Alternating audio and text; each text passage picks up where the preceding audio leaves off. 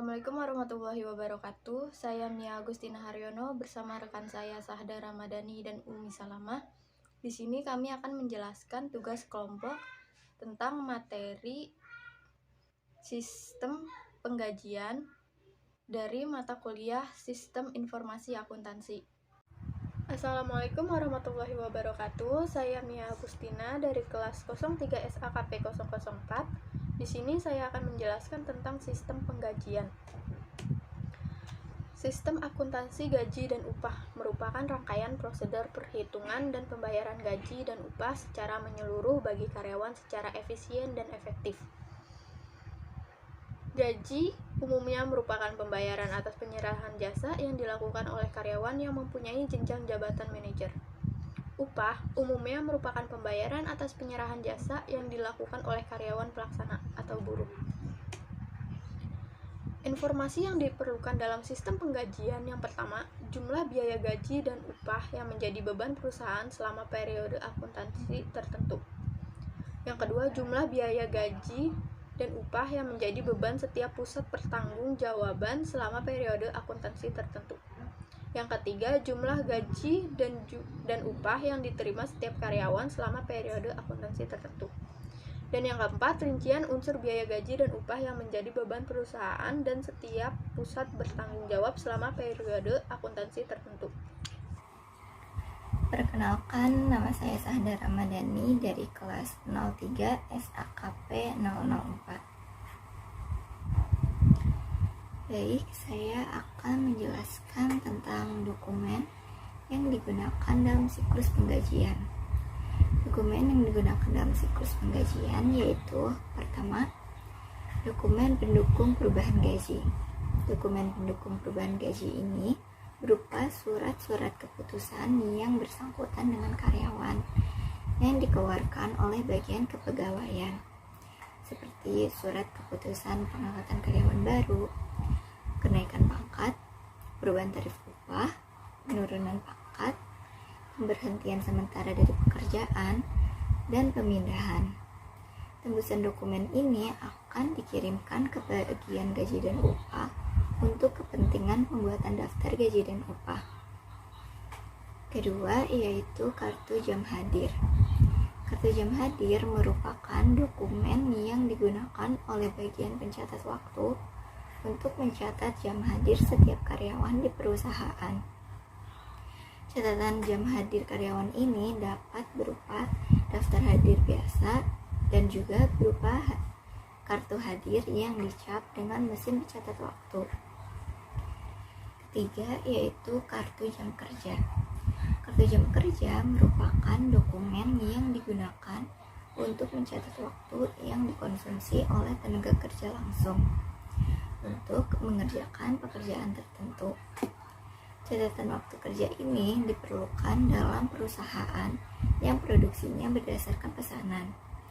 Dalam perusahaan yang berproduksi massal, karyawan pabrik mengerjakan pekerjaan yang sama dari hari ke hari, sehingga tidak diperlukan data untuk melakukan distribusi biaya tenaga kerja langsung. Keempat, yaitu daftar gaji. Daftar gaji merupakan dokumen yang berjumlah gaji dan upah bruto setiap karyawan dikurangi dengan potongan-potongan berupa PPh pasal 21, utang karyawan, dan iuran untuk organisasi karyawan. Kelima, yaitu rekap daftar gaji. Rekap daftar gaji merupakan ringkasan gaji dan upah per departemen yang dibuat berdasarkan daftar gaji dan upah.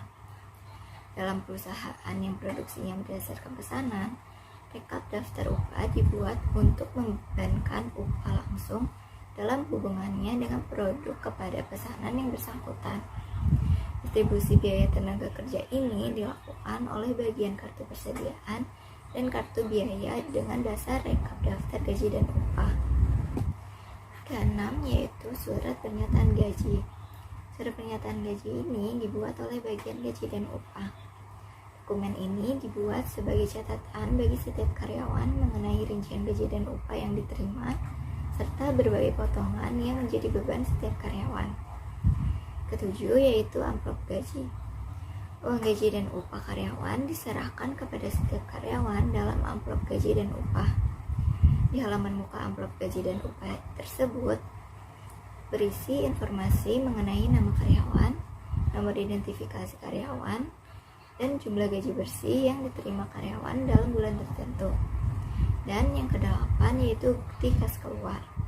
Bukti kas keluar merupakan perintah pengeluaran uang yang dibuat oleh bagian utang kepada bagian kasa berdasarkan informasi dalam daftar gaji dan upah yang diterima dari bagian gaji dan upah. Selanjutnya saya akan menjelaskan tentang unsur pengendalian internal dalam siklus penggajian. Pengendalian internal dalam siklus penggajian dilakukan untuk menjamin agar pembayaran gaji dapat dilakukan secara akurat dan tepat waktu, serta tercatatnya catatan akuntansi atas penggajian. Berikut beberapa unsur pengendalian internal dalam siklus penggajian. Pertama, yaitu organisasi. Fungsi pembuatan daftar gaji dan upah harus terpisah dari fungsi keuangan, dan fungsi pencatatan waktu hadir harus terpisah dari fungsi operasional. Kedua, yaitu otorisasi. Setiap orang yang namanya tercantum dalam daftar gaji dan upah harus memiliki surat keputusan pengangkatan sebagai karyawan perusahaan yang ditandatangani oleh direktur utama. Setiap perubahan gaji dan upah karyawan karena perubahan pangkat, perubahan tarif gaji dan upah, dan tambahan keluarga harus didasarkan pada surat keputusan direktur keuangan. Dan setiap potongan atas gaji dan upah karyawan selain dari pajak penghasilan karyawan harus didasarkan atas surat potongan gaji dan upah yang diotorisasi oleh fungsi kepegawaian. Kemudian, kartu jam hadir harus diotorisasi oleh fungsi pencatat waktu. Hal tersebut dilakukan agar relevan sebagai dasar penghitungan gaji dan upah dan untuk keperluan lainnya. Perintah lembur harus diotorisasi oleh kepala departemen karyawan yang bersangkutan. Hal tersebut dilakukan untuk memastikan bahwa jam lembur memang digunakan untuk kepentingan perusahaan, sehingga tambahan upah lembur dapat dibayarkan sesuai lama lemburnya. Daftar gaji dan upah harus diotorisasi oleh fungsi personalia. Dokumen ini harus diotorisasi oleh personalia yang menunjukkan pertama, karyawan yang tercantum dalam daftar gaji dan upah adalah karyawan yang diangkat menurut surat keputusan pejabat yang berwenang. Kemudian, daftar gaji dan upah harus diotorisasi oleh fungsi personalia. Dokumen ini harus diotorisasi oleh personalia yang menunjukkan pertama, karyawan yang tercantum dalam daftar gaji dan upah adalah karyawan yang diangkat menurut surat keputusan pejabat yang berwenang. Kedua, tarif gaji dan upah yang digunakan sebagai dasar penghitungan gaji dan upah adalah tarif yang berlaku sesuai dengan surat keputusan pejabat yang berwenang. Ketiga, data yang digunakan sebagai dasar penghitungan gaji dan upah karyawan sudah diotorisasi oleh yang berwenang, dan perkalian dan penjumlahan yang tercantum dalam daftar gaji dan upah sudah dicek ketelitiannya. Dan terakhir, bukti kas keluar untuk pembayaran gaji dan upah harus diotorisasi oleh fungsi akuntansi. Dokumen ini diisi oleh pihak akuntansi yang sebelumnya sudah melakukan verifikasi data terhadap informasi yang ada di daftar gaji. Ketiga, yaitu prosedur pencatatan. Perubahan dalam catatan penghasilan karyawan direkonsiliasi dengan daftar gaji dan upah karyawan, dan tarif upah yang dicantumkan dalam kartu jam kerja diverifikasi ketelitiannya oleh fungsi akuntansi. Yang keempat, yaitu praktik yang sehat. Kartu jam hadir harus dibandingkan dengan kartu jam kerja sebelum kartu yang terakhir ini digunakan sebagai dasar distribusi biaya tenaga kerja langsung. Memasukkan kartu jam hadir ke dalam mesin pencatat waktu harus diawasi oleh fungsi pencatat waktu. Kemudian, penghitungan pajak penghasilan karyawan direkonsiliasi dengan catatan penghasilan karyawan. Catatan penghasilan karyawan tersebut disimpan oleh fungsi pembuat daftar gaji dan upah. Pembuatan daftar gaji dan upah harus diverifikasi kebenaran dan ketelitian penghitungannya oleh fungsi akuntansi sebelum dilakukan pembayaran. Perkenalkan, nama saya Umi Salamah dari kelas 03 SAKP 004. Flowchart sistem dan prosedur penggajian. Berikut ini merupakan contoh flowchart siklus penggajian. Yang pertama yaitu ada data kehadiran seluruh karyawan menggunakan simbol kotak atau persegi karena menunjukkan suatu tindakan atau proses menggunakan komputer. Data kehadiran seluruh karyawan yang sudah direkap dan diperiksa ulang mengenai kebenarannya siap dijadikan data penggajian. Kemudian, proses data gaji menggunakan simbol King of Operation karena menyatakan segala bentuk operasi yang diproses menggunakan sistem yang mempunyai keyboard. Proses data gaji menerima data kehadiran yang sudah valid untuk diproses penggajiannya per orang. Sistem hitung pajak PPh 21 yaitu menghitung atau mengoreksi pajak baik gajinya yang mengalami kenaikan atau ada perubahan dalam status keluarga. Kemudian membuat slip gaji setelah menerima revisi mengenai perhitungan pajak gaji dari bagian pajak. Langkah selanjutnya yaitu membuat slip gaji dan daftar gaji seluruh karyawan untuk dikoreksi dan dimintai tanda tangan manajer HRD. Setelah itu membuat daftar gaji. Di sini menggunakan simbol dokumen karena daftar gaji yang dihasilkan dalam bentuk dokumen. Selanjutnya yaitu evaluasi. Di sini terdapat dua kemungkinan jawaban yang akan terjadi yaitu bisa iya atau tidak. Jawabannya jika tidak, daftar gaji yang dibuat terdapat kesalahan, baik kesalahan hitung atau ketik, kemudian di-cancel dan dikembalikan ke Departemen HRD untuk direvisi kembali. Jawaban iya jika daftar gaji yang dibuat sudah benar, lalu selanjutnya menyetujui. Pimpinan perusahaan menerima dan menandatangani data gaji seluruh karyawan, kemudian mengecek sistem pembayaran gaji yang dilakukan baik dalam bentuk cash, cek, atau biliet giro maupun transfer via bank yang telah ditujukan.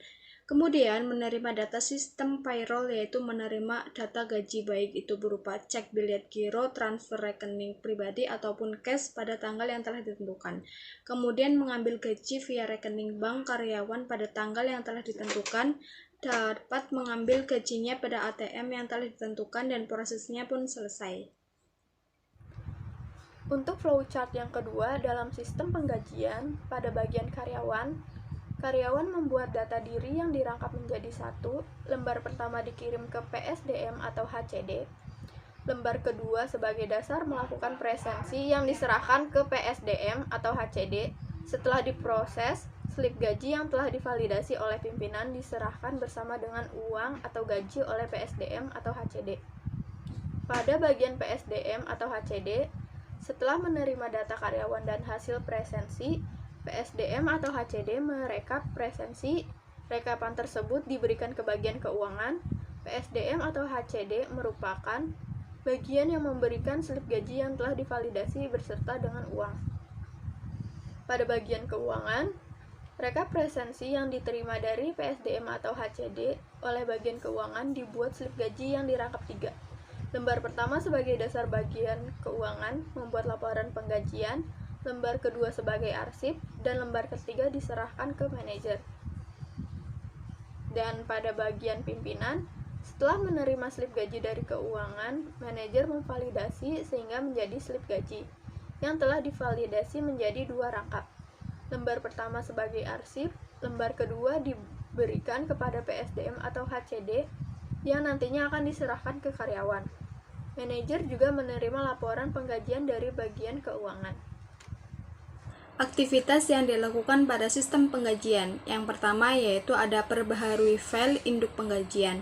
Langkah ini digunakan untuk mencerminkan berbagai jenis perubahan penggajian yang meliputi yaitu diantaranya ada perekrutan, pemberhentian perubahan tingkat gaji, perubahan dalam pengurangan diskresi.